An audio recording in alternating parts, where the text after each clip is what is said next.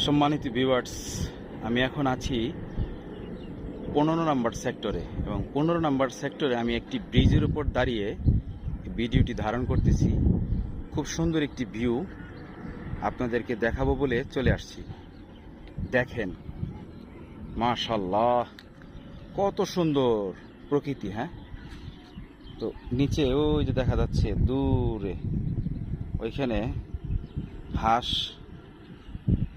মাছ ধরে ধরে খাচ্ছে এবং গোসল করতেছে। ওরা তো আসলে সবসময় গোসল করে, তাই না?